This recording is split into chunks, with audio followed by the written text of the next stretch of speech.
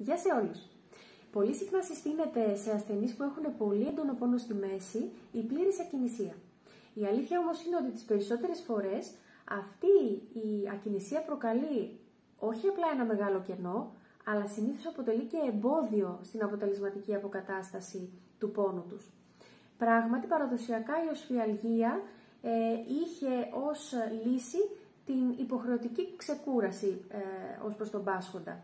Και αρκετές φορές αυτό είχε μια ικανοποιητική επιτυχία, αλλά θέλω να κρατήσετε ότι αυτή η επιτυχία ήταν παροδική. Και το λέω παροδική και το ξαναλέω.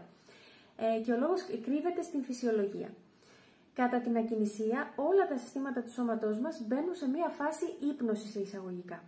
Για παράδειγμα, η λειτουργία των μειών καταστέλλεται και ο λόγος είναι ότι ο εγκέφαλός μας, εφόσον δεν υπάρχουν ανάγκες και δεν υπάρχει λόγος να καίει και να χαλάει ενέργεια, βάζει αυτούς τους μυς υποκαταστολή, το μυϊκό σύστημα. Δεν χρειάζεται να λειτουργεί, ας πούμε, για να μας διατηρήσει στην όρθια θέση ή για να μας μετακινεί από ένα σημείο σε ένα άλλο ή για να παίζουμε μπάσκετ ή οτιδήποτε άλλο. Και με παρόμοιο τρόπο λειτουργούν όλες οι δομές στο σώμα μας, είτε είναι ο μυς, είτε είναι οι τένοντες, οι σύνδεσμοι ή τα οστά πιο μακροχρόνια. Αυτό λοιπόν έχει ως αποτέλεσμα η σπονδυλική μας στήλη να μην συγκρατείται αποτελεσματικά.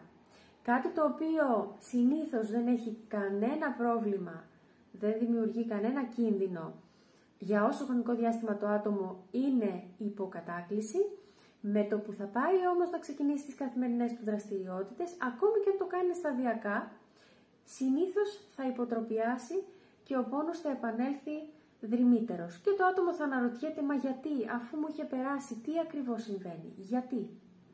Η σύγχρονη ιατρική από την άλλη πλευρά υποστηρίζει ότι η κίνηση είναι φάρμακο. Και ουσιαστικά αυτό που λέει, επίσης αιτιολογείται με βάση τη φυσιολογία.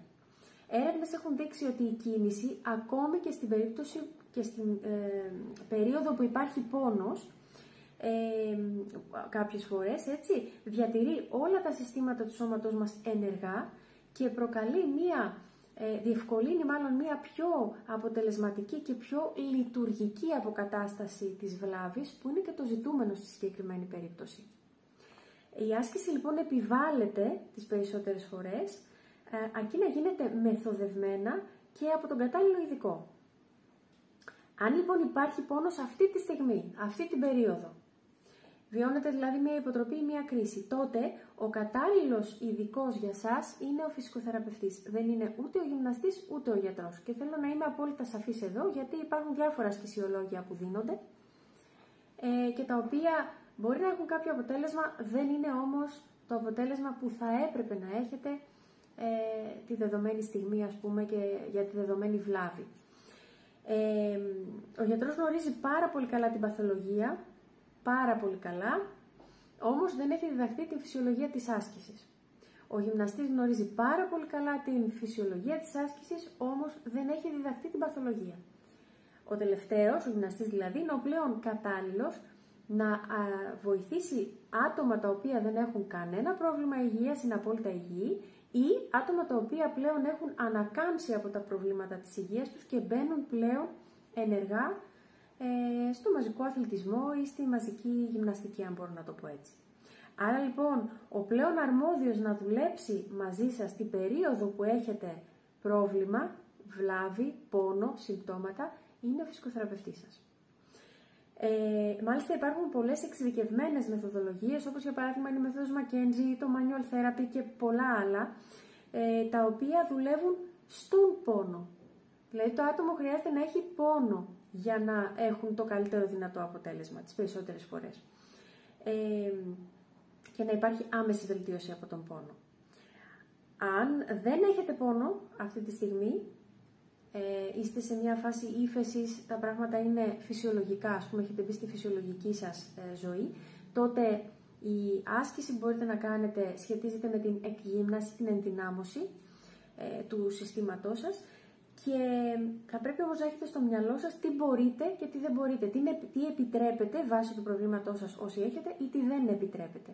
Γι' αυτό και είναι το ιδανικό είναι να υπάρχει συνεργασία ανάμεσα στο φυσικοθεραπευτή και στο γυμναστή, έτσι ώστε να λειτουργεί αυτή η συνεργασία υπέρ εσάς. Εντάξει, υπέρ σας. Οπότε, τελικά λέμε ναι στην άσκηση, αλλά λέμε ναι στην άσκηση υπό δύο βασικές προϋποθέσεις. Πρώτον, η σωστή επιλογή του ειδικού και δεύτερον, η σωστή επιλογή της άσκησης ανά περίπτωση. Μάθετε περισσότερα στο βίντεο που έχω στα σχόλια του βίντεο και ελάτε να γίνουμε συνοδοιπόροι σε αυτό το μοναδικό προσωπικό μονοπάτι σας προς την ίαση. Τα λέμε και πάλι σύντομα. Καλή συνέχεια σε όλους.